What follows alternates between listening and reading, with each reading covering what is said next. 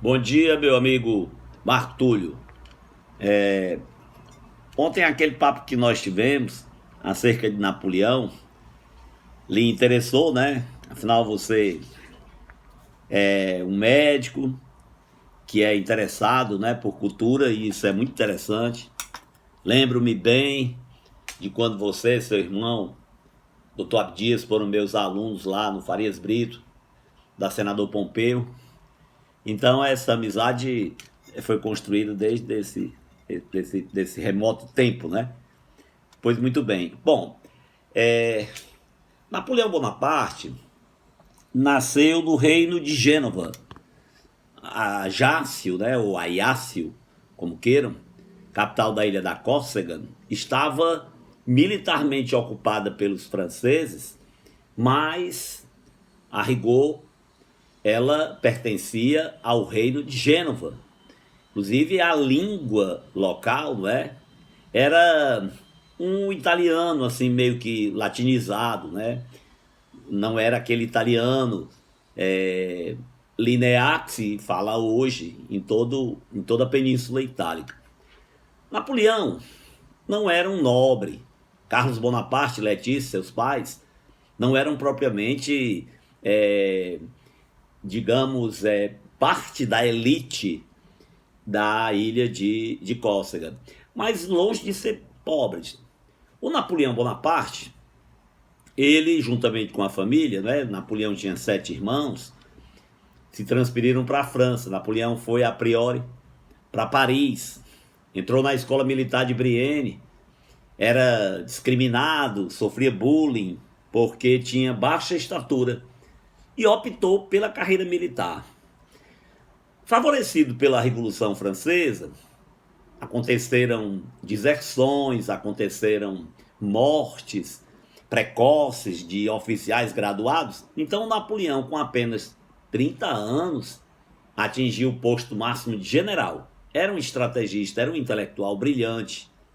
Tanto é assim que na secretaria da escola em Brienne, um general se interessou pelo currículo de Napoleão e descobriu que a menor nota era um 10 e a maior um 10, até porque não havia 11. Bom, então o velho Napa soube palmilhar com maestria cada oportunidade que surgia naquele instante histórico do diretório, por exemplo, em que uma coligação de 7 países tentavam subtrair a soberania francesa, liderados pela Inglaterra, não é? Que era radicalmente oposta aos seus aliados, por se tratar de um país liberal, industrializado.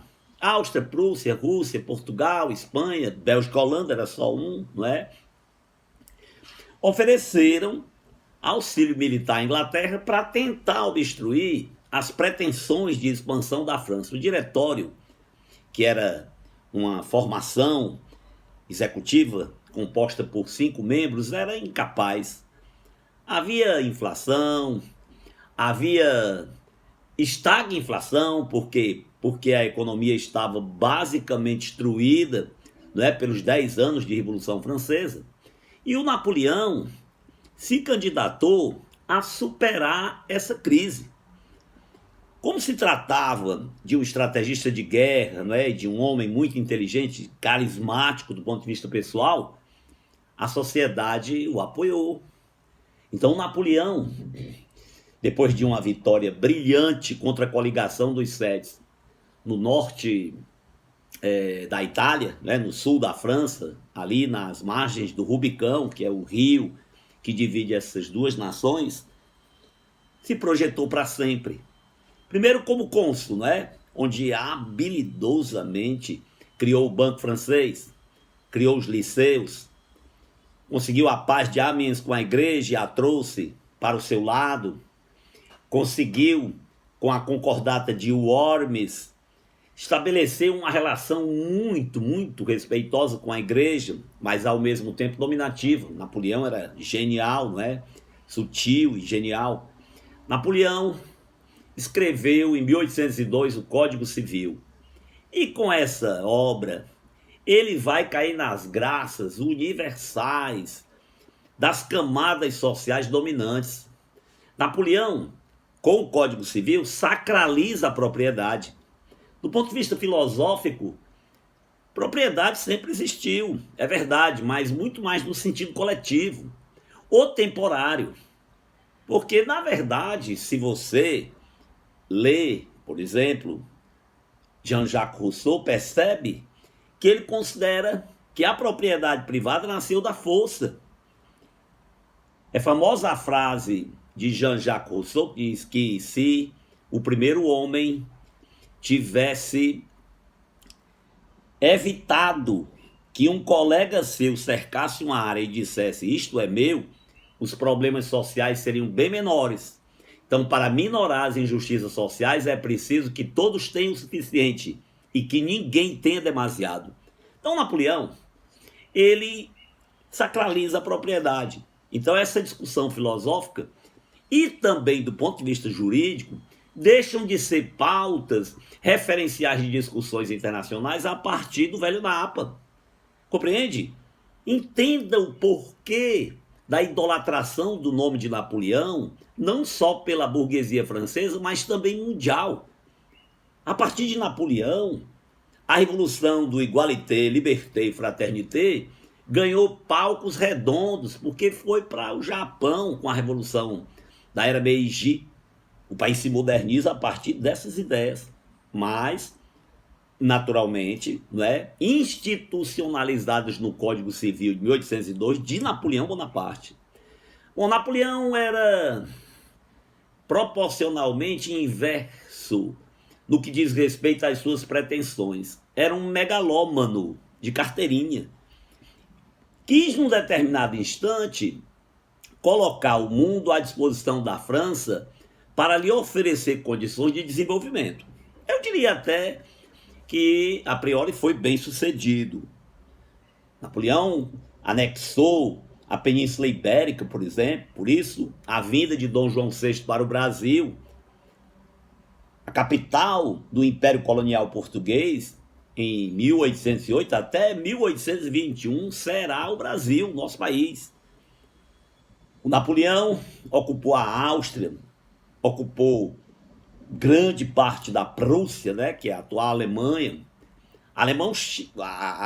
Napoleão chegou à Rússia. Por enquanto teve ascendência naquele ambiente, é verdade, mas posteriormente, de forma exagerada, tentou também conquistar o portão de entrada do mundo asiático, a partir de uma expedição que ele mobilizou 600 mil homens, do verão, tudo tranquilo, mas posteriormente, com o inverno, ele acabou sendo derrotado para uma tática usada pelos russos muito patrióticos e tocavam fogo nos seus armazéns, nas suas plantações e até em áreas construídas também, exatamente para que o Napoleão fosse o dono de terra arrasada. E aí ele perdeu cerca de 400 mil homens para o frio e para a fome. Então Napoleão, no retorno, ele que pretendia submeter o mundo à França, acabou em maus lençóis. Foi preso na ilha de Elba e aí abandonou a sua vida familiar. Eu penso até que Napoleão não era muito afetuoso, embora se diga que ele tinha uma paixão permanente por Desiré. Mas Napoleão aproximou-se de Josefine, que lhe deu um certo degrau social. Ele era um alpinista, sim. Josefine era esposa de Paul de Barras, portanto eles viviam juntos.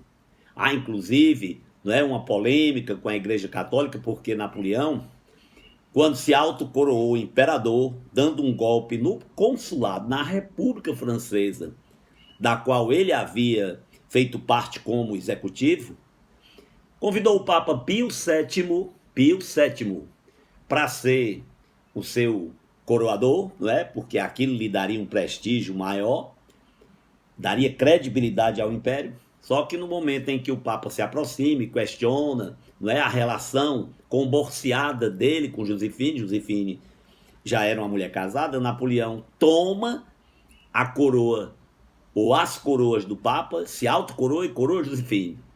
E diz, em bom tom, é uma metáfora, mas é possível que as autoridades que compareceram ao cortejo entendessem, aqui na França, nem Deus é superior à minha autoridade. Entende?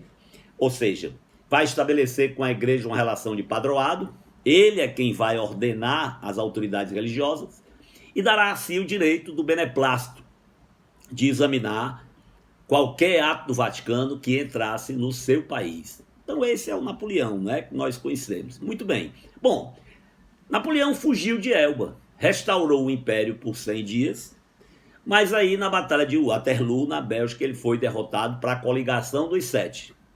Exilado na ilha de Santa Helena, veio a falecer em 1821, precocemente, aos 52 anos. Napoleão escreveu, isso a gente lê e entende, né, que a força que ele tanto usou.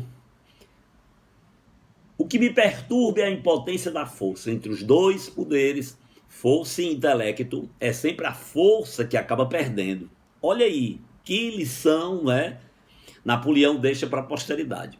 Vamos ao herdeiro, já que a França se tratava de um império, seu filho, Napoleão Francisco, que assumiu um trono simbólico em Roma, né? Ele foi batizado de forma cognativa, é uma maneira, eu diria assim, apenas simbólica, de ser o rei de Roma.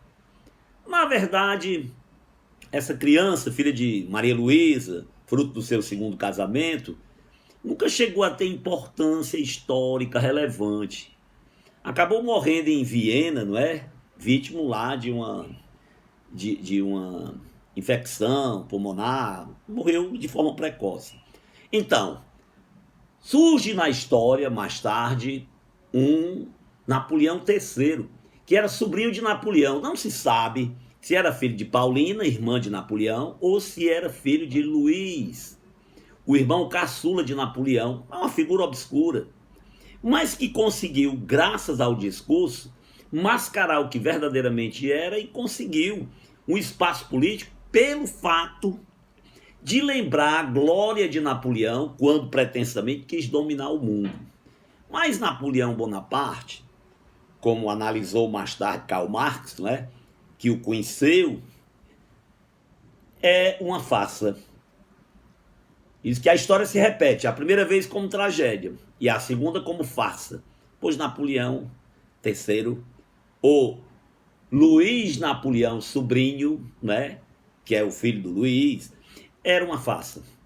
Ele passou uma imagem para o mundo europeu de um grande estrategista político, só que não contava com o surgimento do verdadeiro estrategista político no seu tempo, Otto von Bismarck da Prússia, que no afã de unificar aquele país, que sempre foi fragmentado por Suábia, Francônia, Baviera, Saxônia, teve que encarar a falsa habilidade, não é, de Napoleão III.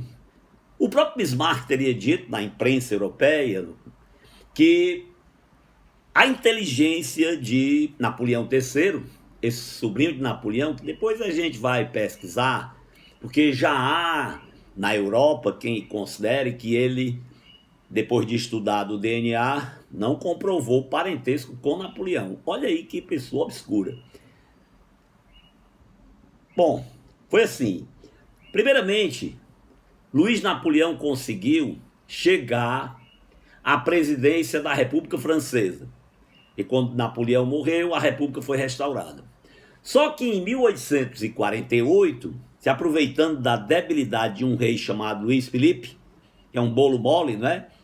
Ele conseguiu proclamar o império e assim governou até 1870, quando entrou numa guerra com o Bismarck e acabou sendo fragorosamente batido dentro da própria Paris com a ocupação do Palácio de Versalhes pelas forças do exército de Bismarck.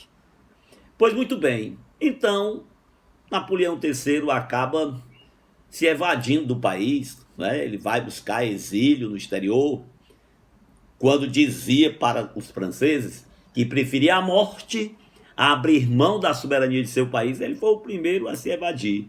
Então realmente é uma farsa, como dizia não é? O velho Marx. A história se repete, primeiro como tragédia e depois como farsa. Muito bem, então eu falei dos Napoleões. Primeiro é o famosão, né? O que é mundialmente conhecido. O segundo, seu filho morreu precocemente, não chegou a ocupar nenhum posto de governo, até porque morreu muito jovem, né? Não se sabe se com 12 ou se com 14 anos apenas. Morreu em Viena, capital da Áustria, onde Napoleão teve uma ascendência política muito expressiva, né, durante a sua, digamos, ascensão política. E Napoleão III, que foi a grande farsa do mundo. Foi ele quem inaugurou o imperialismo e a partilha afroasiática, porque mesmo antes da Conferência de Berlim, em 1885, que partilhou o mundo afroasiático entre as potências da Europa, aquelas que eram industrializadas, ele já havia, em 1830, ocupado a Argélia, no norte da África, e estendeu as conquistas para a Tunísia e chegou também ao Marrocos. Então foi ele quem inaugurou esse capítulo negativo da história da humanidade e terminou como devia, desmascarado, não é? Como um falso grande estadista. Valeu, Marquinhos, um abraço. Era só esse o recado, ok? Valeu, meu filho.